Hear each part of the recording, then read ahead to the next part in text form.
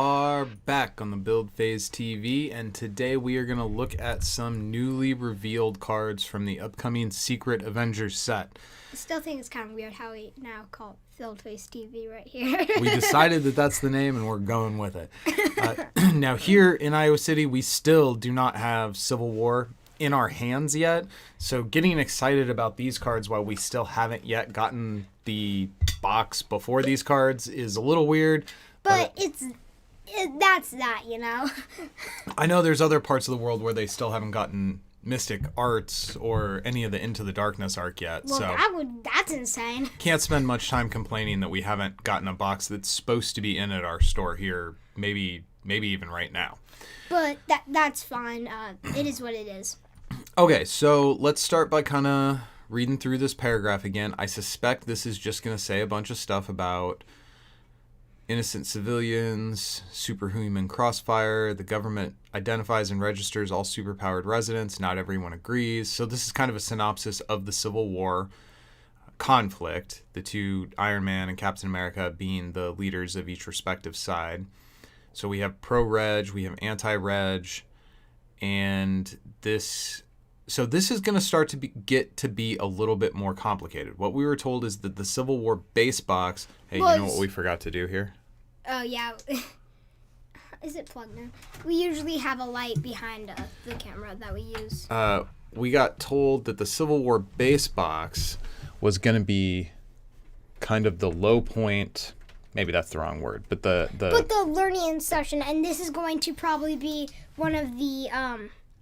This is going to be the more, actual for the players who have been playing longer or actually mostly already know what they're doing and they don't really need as much learning. So this is probably going to be it's going to be more complicated for new players to get into. Yes. So if you're new to Versus and you got in with the Civil War box, this box is maybe going to be a bit more complicated. A taller ask. Because this one is going to be basically, it still has the same two team affiliations. It's still based in the Civil War, but the thing is, it's not in that box because the Civil War box was for people who have not played the game yet mostly, and for people who are new to the game, it's more of a learning session, and this is actually for the players who have been playing for a longer time. Like me and, you. So let's dig into this with the mindset.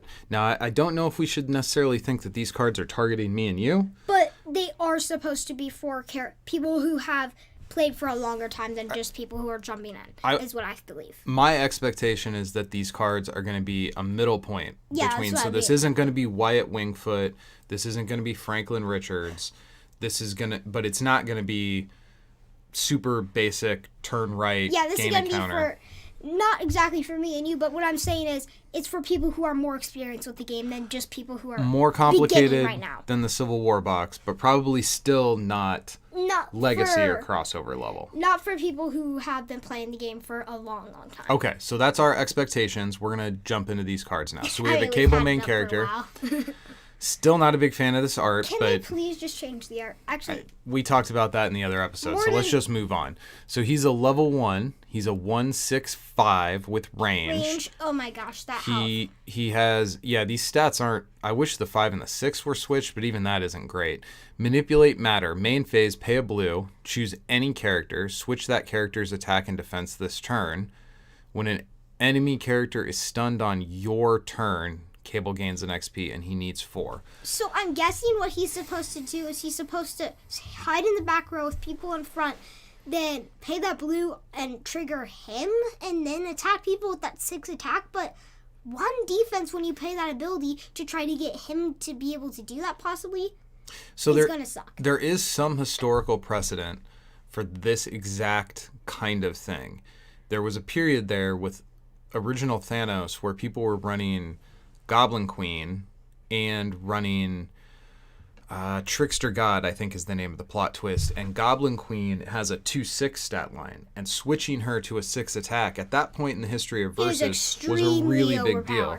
But if they're trying to recreate it now, there are just too many other things that will completely... It doesn't really... I feel like they can't really recreate. Well, she was a 4-drop, and at that time in the game's history, 6 attack on turn 4 was a really big deal. Cable is essentially a 0 drop. He's going to be on the board when you start the game. 6 attack on turn 1 is still a big deal. But technically, he has 5 health, and when you do that, he has 1 defense, and that means that he's going to die pretty quickly. But you would choose your attacks. Like, you're not going to send...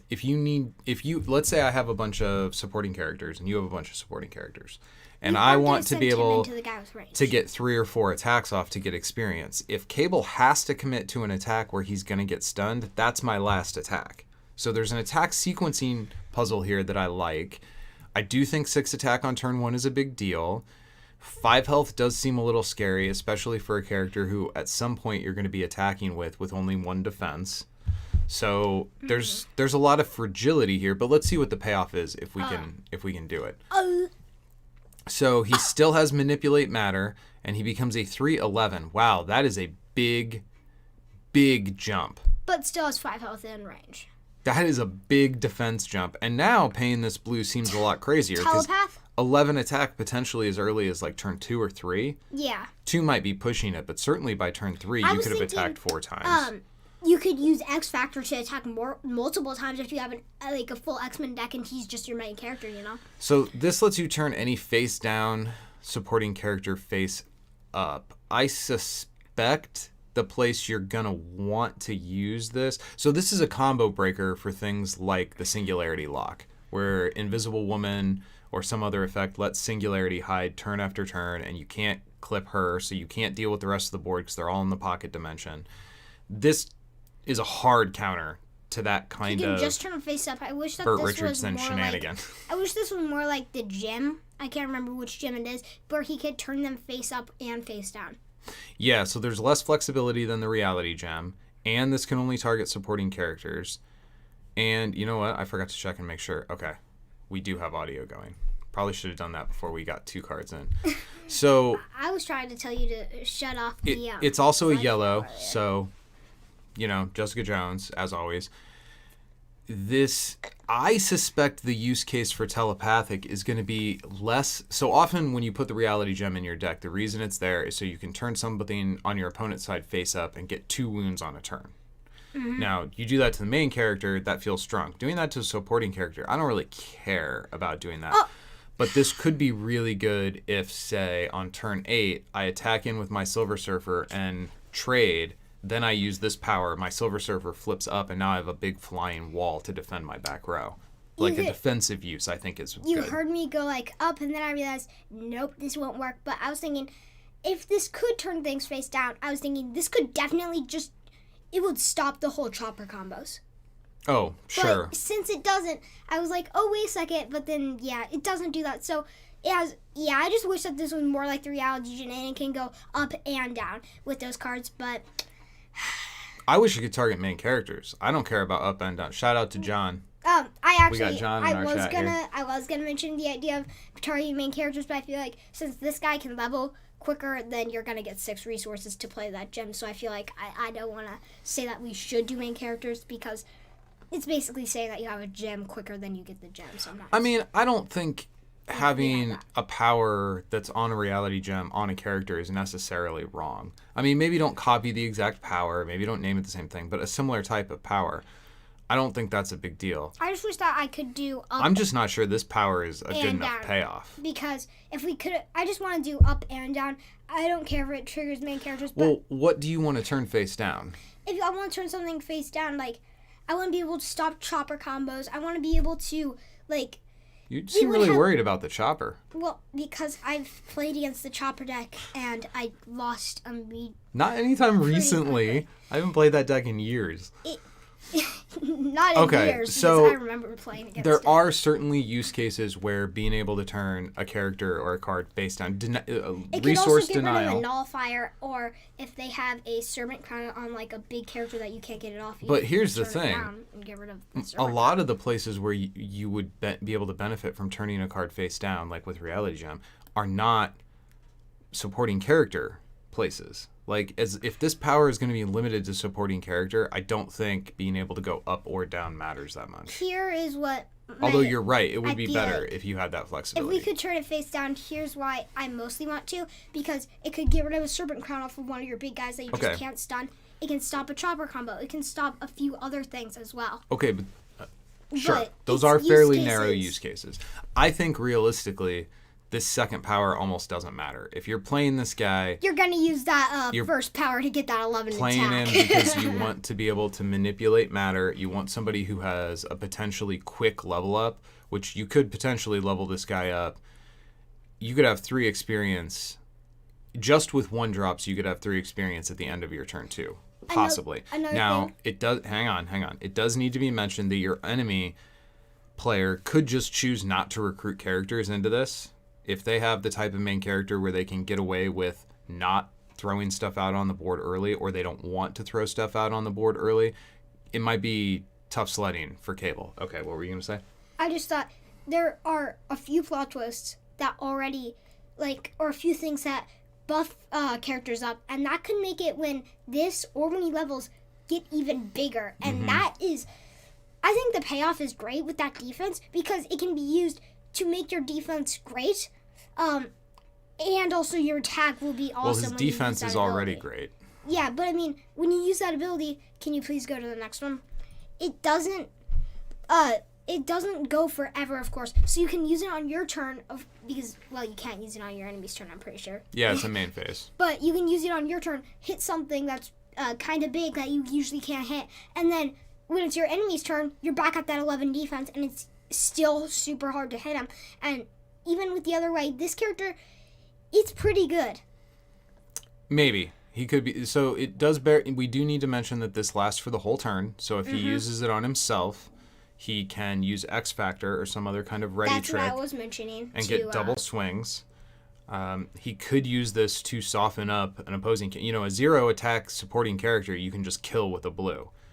How good is that? That's fairly narrow. There aren't that many 0 attacks. Although you add in some -1 counters, maybe you get somebody down using I was going to say shock to the system, but that doesn't work because that's only for the combat. So there is some use here. I think this guy could be an interesting main character to build around. He does not immediately strike me as crazy powerful.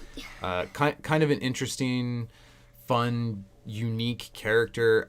I'm not the biggest Cable fan in the world, so I can't really speak as to how much this really resonates with the character. But these powers I could do some stuff with these powers. I feel like this character, it's gonna be good and fun to play. But I think he strikes me as a kitchen table character. Yeah, I was gonna say something like that, but I want to say this character is good and fun, but he's not the best. No. Not I don't think he's going to be close to the super ever competitive best. at the tournament table. All right, so let's move on to our boy Luke Cage here. So this isn't the first Luke Cage main character we've seen, but we haven't seen... The original one was Original Defenders, which was only the second expansion of the game, and there's been some power creep since then. So let's see how this guy works. He's a 3/4/6. I like that stat line quite a bit. I like the 6 health, finally. Main phase power, you can pay a green, and he can't be struck for the turn. I like this way better than the original Luke Cage's pay a green and not take a wound. Now, you can't use this defensively, whereas you could use the other Luke Cage's power defensively, but I like this better. You just avoid being struck at all. You can stay face up. I think that's much better. Street level is a level up 5.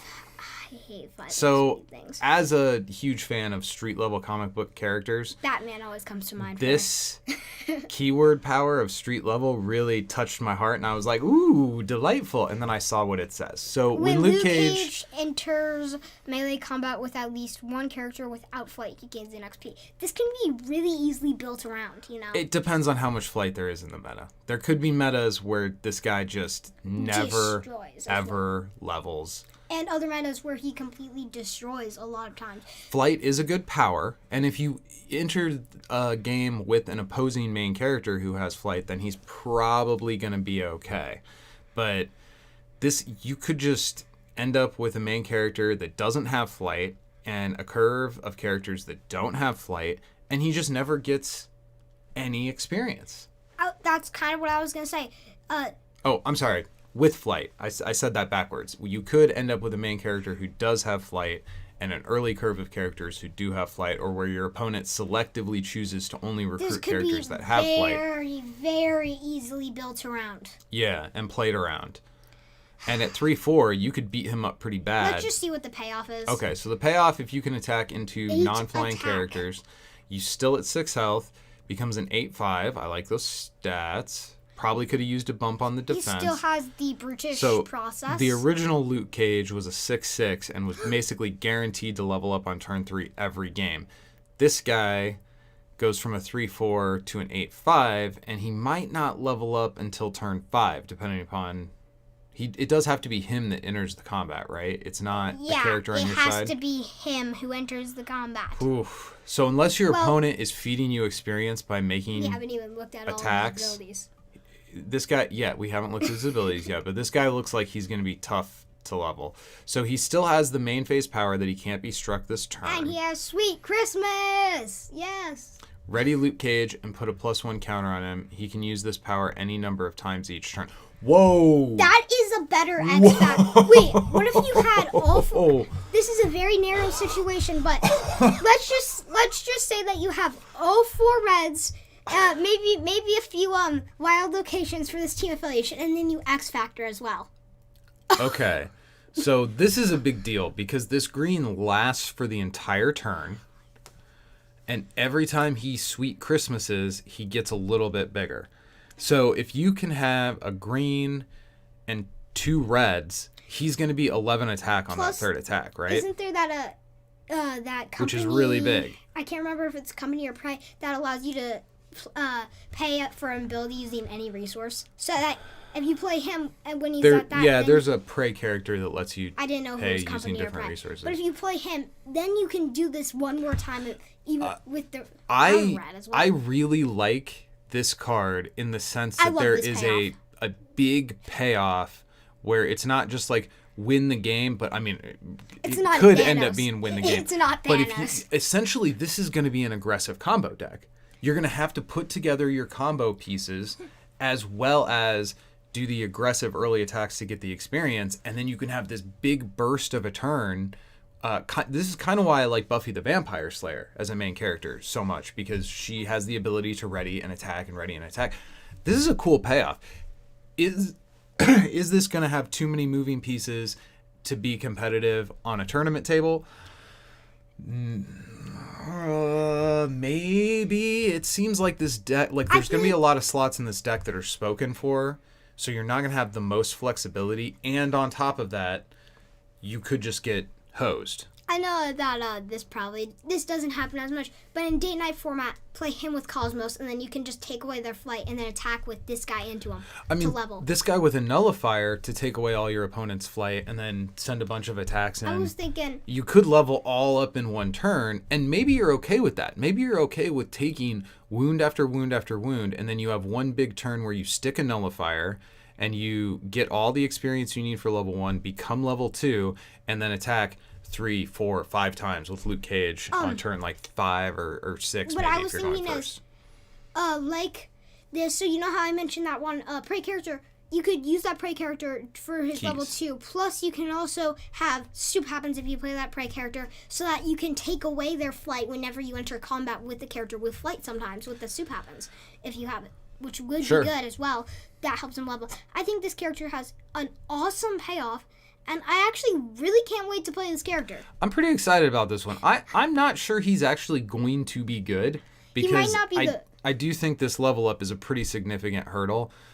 And even once you get the level up, there's still kind of a hurdle in terms of deck building to draw the things you need for that big explosive combo turn. But holy smokes, when you get it, it's going to feel great. When you get this, wow. It might just be a straight up game over. All right, so let's move on to Kingpin. So this is this the first villain we've seen? I think so. I think the Civil War box was mostly just heroes. Now, Civil War as a story did involve, famously, some villains joining Captain America's side and some villains joining the pro-registration side. This Kingpin is a 2-cost, 2/3/1, stats are fine, wealthy, with criminal mastermind. Choose an enemy character, remove any number of counters from it. So pay a yellow, wipe counters. I feel like I've seen a power like that before. I just want to say that art, he is so much darn bigger than that one other person. The art does make Kingpin look cool, but he's not very dynamic. Yeah. So this is like, a solid middle tier artwork for me. I like the panel. It's not like my favorite. I tend to favor card art where the characters are doing something dynamic. Yeah. Wealthy. We don't like the kind of art where it's like you're about to die like Goliath. I've said this critique of Wealthy before. Hard ramp in this game, stuff like Nick Fury, Mantis, is almost in all cases, everywhere, better than soft ramp, where you have to protect a character, maintain this keyword in order to get the benefit of the ramp. It's not, hey, Joe just shouted you out, buddy. It's not, I don't think this is bad. And when you couple this with some of the other cards that we are seeing in this arc, like that Bishop and like maybe the Wasp who could protect this guy, maybe this use of Wealthy might prove to be a little bit more useful. I don't think I exactly like this character that much. I kind of wanted it to either have, I wanted to have 2 health or at least it can have the 1 health with a 1 cost, I feel like, maybe, because I just feel like this card isn't as strong. But then again, it will, if you can keep him alive on the enemy's turn. The thing is, I guess it does give you a 4th resource point when you're on your turn 3, if you can play this guy in turn 2 and keep him alive. So the other part of his power is this Criminal Mastermind, which lets you wipe counters. This would be similar to an ETO, similar to Black Cat. I don't think you play this guy for this power. Calypso, Boomerang. There's lots of other cards that are better at doing this exact thing than Kingpin is. So I don't think you run him for that reason. But, I mean, it's a nice benefit. And if you're running Captain America, you just have to have a ton of low drops, or it's not going to work. The thing I want to say here is I really wish that it didn't only target enemy characters, because I wish that it could... Whoa. Hold on. We didn't read this right. What do you mean? This doesn't say any number of plus or minus counters. Wait, does it mean like anything? This says any type of counters. +1, -1, wound, vitality, package, update, any. So this could pull a vitality counter off of. So this is a hard stop to Senator Kelly that you can play on turn 2. I mean, never cool. mind. I don't care. I don't care about that cost no more. I like this character. So this is a guy who really can stall out a Kelly deck, even in a meta where they can play Kelly on turn 1 because of Kate Pride. You can play this guy on turn 2. And it's expensive. I mean, it's going to cost you 2 whole cards, but at least you don't just lose the game at the start of turn 3. I still wish that would be able to trigger your side to get rid of like -1. So this is an important distinction here. And they say it this way, and although some players put XP counters on their level 1 main character as they gain them, these counters, that's not technically correct. And by some, a count. They mean basically every player who plays this game puts XP on the level 1, but technically those the aren't XP really actually counters. They're just a way to keep track. They are counters, but they're supposed to go on the level 2. Yeah. Most people just don't play it that way. So this is an important clarification. This came up when the card Faith came out. With her take half power, she could steal a counter off of a character. Now we have Nick Fury Sr. Oh, I like that. I like that we're seeing like old school Nick Fury. Are we gonna see Nicholas now? I want to see Nicholas Fury now. So this guy's a 3-cost anti-registration. Kingpin is anti-registration. Joe, he's on anti-reg. He's on Captain America's team. He's a 3-cost range 4/5/1. Pay a red. Choose an enemy character. It loses and can't gain powers until the start of your next turn, including level up powers. I'm speechless. Except I'm not, because I just said that I'm not speechless. That is overpowered. Outside of the hex keyword, have we ever seen the ability to take away an opponent's ability to gain level up? I don't think so. And even the hex keyword doesn't... I guess Dark Phoenix. Okay, Dark Phoenix can take away the concept of levels from the game. Well... And the hex keyword can... it's Mikey, not Joe. Just using Joe's account. Hi, Mikey, then. Sorry, bud. Hi. So, wow, it's going to take some time for me to fully process the ramifications of this long term. So the immediate thing that pops up is this is another card that could come down and potentially stop Kelly from eating your lunch on a really early recruit. I just want to say, I'm pretty sure there's one main character that comes to mind. Actually, no. Yeah, there is one main character that comes to mind. I'm pretty sure Deck and Frost, his ability to level up can be taken away because it doesn't say can't be turned. So generally level up power. So there's superpowers, keyword powers, and level up powers. And unless a card specifically says that it can target level up powers, it cannot. Most effects only target superpowers or keyword powers. If they're playing Adam Warlock and you can get this guy down, can you stop his way to level up, like from taking the wound and just kill him? Ooh, I am not sure. Level 1 only has 1 health, and his whole thing is that he needs to take that wound. So I want to know if Adam Warlock can just straight up die immediately if you play this card. Well, I don't think he'll die immediately. He only has 1 health. Well, but he heals when he levels from level 1 to level 2. Yeah, but if you get rid of his can't recover during your recovery phase. Yes. So you play Nick Fury.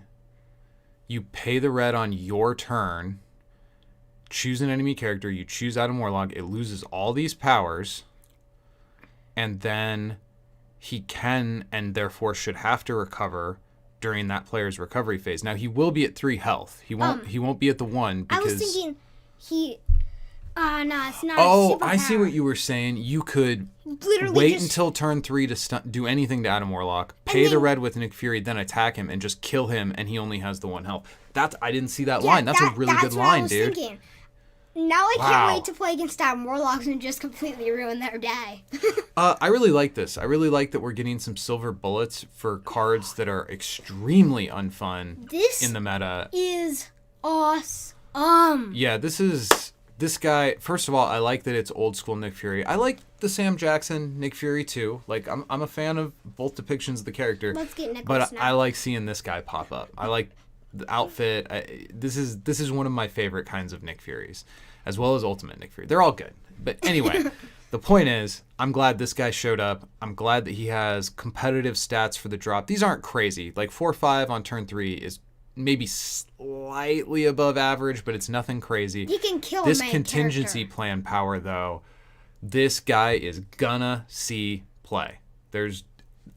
Wow, that's a strong effect. I do want to see in the rules if he would be able to literally take away Adam Warlock's ability to level on level 1. So they're specifying here that they named him Nick Fury Sr. so that he does not count as the other Nick Furies in the game. Just call him Nicholas Fury then. I mean, that was like the original Nick Fury. Why they want to distinguish this Nick Fury from the Avengers Nick Fury? Is because actually, is Avengers Nick Fury Ultimate Nick Fury? I can't remember now. I thought it was... Yeah, it is. So every other depiction is what originally started out as Ultimate Universe Nick Fury or Sam Jackson Nick Fury. But this is a different Nick Fury. And this is the old school Nick Fury. So I like both versions of the character. Wait a minute. This is straight up... Can we not do this yet? Because... Wait, I think I've seen that. You have, because that's an old Versus card. That exact art is from old Versus. Okay, let's I'm getting all excited here, kid. Okay, so Nightmare Scenario. You may only have 1 of this card in your deck. Funny name. Build phase. Search your deck for a supporting character with a superpower, reveal it, and put it into your hand. We have legit targeted search. I mean, you have to run this team. You only get 1, so this isn't an enemy of my enemy. This isn't bringing back old Versus with its absolutely rotten with search effects. But this is a real tutor. Yes, it is still a little bit limited that it has to be a character with a superpower, so it's not totally open search. But we're getting closer to it. This is an awesome card. If you're on this team, you play this card for sure. This is 100% going to see some play. I guess I will qualify that with if you are playing a strategy that doesn't rely on superpowers, like Rogue, well, I realize Rogue is off team, but that's a character where after she does her superpowers early, she doesn't really need locations for the rest of the game. And in general, you can build Rogue decks with less reliance on, and in fact, with the Kane only blue thing, you kind of want to build Rogue decks with less reliance on superpowers. So there will be deck archetypes where this will not be a great tool. Probably gonna search for Charlie 27 a lot with it. Wow. If I have a green and play, I'm always gonna play this to search for Charlie 27 and just. You're not going to use this to search for Charlie 20. I mean, okay, there could be use cases where you really need Charlie 27. I love being able to smash people with that 27 attack. Wow. On turn 1. That is a big one. So I want to check, because I'm not sure if this is the same. I think the card was called Now I'm Fighting Dirty. Nope, that's the wrong one. Is it the Dirty Tricks?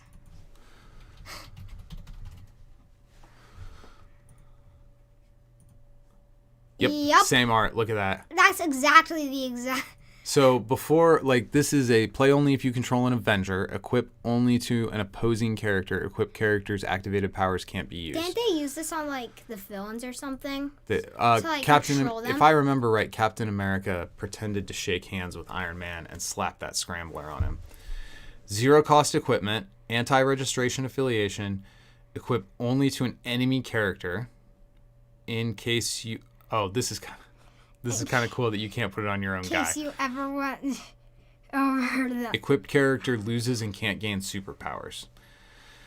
So it doesn't... I mean, it really does kind of do the same thing as the old one, which is really cool. I like that so much. I wish it said keyword and superpowers. It's a little weird. I wish this just acted like a nullifier. This can't do anything to Cosmo's level 2 now. I wonder if maybe the flavor of this, they were thinking we want this to... Because the Scrambler in the comics, it doesn't affect Iron Man like as a dude. He's still a genius. It just affects his suit. So maybe the thinking of making the superpowers and not keywords was some flavor consideration there, which, okay. It should be superpowers and keywords because now they're literally... I like Cosmo a lot, so I'm going to mention him. After he levels, this basically does nothing to a Cosmo. This can go... Now, the drawback to this compared to something like the Collar is once you get that first stun in, this goes away. So you only get this effect for the one attack if you immediately go in and clip the guy. But, I mean, this could be a way to push through an attack. 1 second. I want to see if this thing... I want to know for a fact if this thing would, after it goes away, they still just don't have the superpowers because... It's already been, it's already happened. I want to know if that's the way it works. They mention right here about Captain America pulling the trick on Iron Man. That's funny. And we have a release date, June 30th. Whoa! Okay, so these are going to come out, next week. Well, for some people, probably not for us. We'll probably see them in 2 weeks. So, just to run past these again, Cable... Thumbs up, thumbs down, thumbs medium. What do you think? Level 2, good payoff, but I don't think he deserves a full-on. I think competitively, thumbs down, kitchen table, thumbs up. I feel like it's a thumbs middle, in my opinion. Luke Cage, thumbs up in kitchen table. I think thumbs up in both. I think he might not be tier 1, but I think this guy is going to have some game, and he's going to come at you in such a unexpected, overwhelming way. He could potentially attack 8-9 times in one turn, which is crazy to think about. I mean, that's going to be a really rare situation. Let's just say somebody who doesn't have flight on their main character, and you play a level, and on turn 1, let's say you have some XFactors, you play a X-Men, and then you can just attack multiple times with him, and they don't have any way to avoid when he gets that XP. Kingpin, all the way thumbs up. He's really good. That is just, wow. I don't know if I care about Wealthy. And initially, I didn't care about Criminal Mastermind. Until we read that. Now that I realize it can hit any kind of counter, I think there's going to be use cases for this guy. Nick Fury? Nicholas, yes. 2 thumbs up. This guy is awesome. I think the more cards that are printed, the more utility this guy's going to have. I've still said this 100 times. You're not going to put him in every deck because not every deck wants to devote card slots to disrupting your opponent.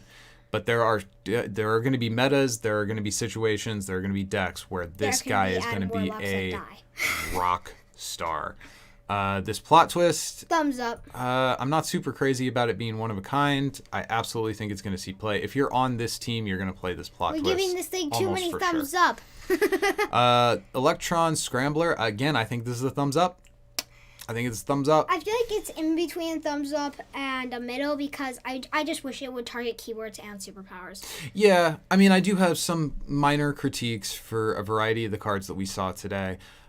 There are a few things that I think probably could have been done differently to make them a little bit more playable. But part of the challenge of Super Awesome Games is they don't want to just give us cards that sort of do the exact same thing as other cards. Sometimes they do that by making things easier on us. Sometimes they do that by making things harder on us. Yeah. And solving hard puzzles is fun. A huge thing I like about card games is solving the puzzle the game designers give us and trying to figure out what works and what doesn't work. And where it's the best. So, Secret Avengers, man, coming out guns blazing. This looks like it is going to be a great follow-up to what is, I think, looking to be a great first expansion in the arc. What do you think? This is extremely awesome right now.